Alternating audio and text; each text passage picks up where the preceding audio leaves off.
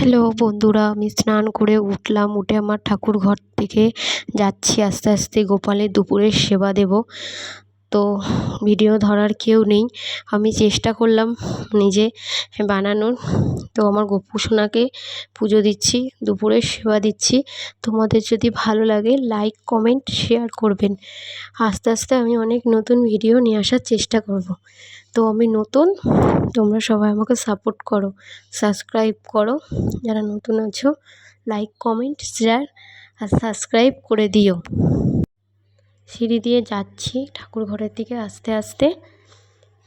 তো এটা আমাদের ঠাকুর ঘর, তোমাদের কেমন লাগছে কমেন্ট করে জানাবে।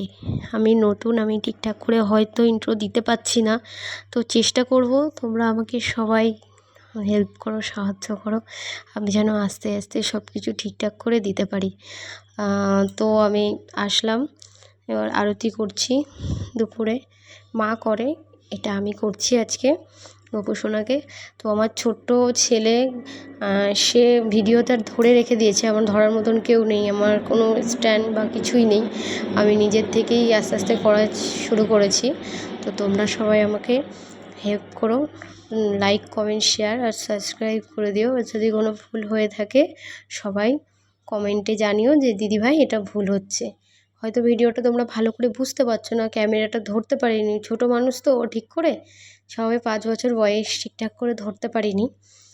তো তোমাদের যদি ভালো লাগে লাইক কমেন্ট শেয়ার আর সাবস্ক্রাইব করে দেবে, আমি তাহলে প্রত্যেক দিন লাইভে আসতে পারবো।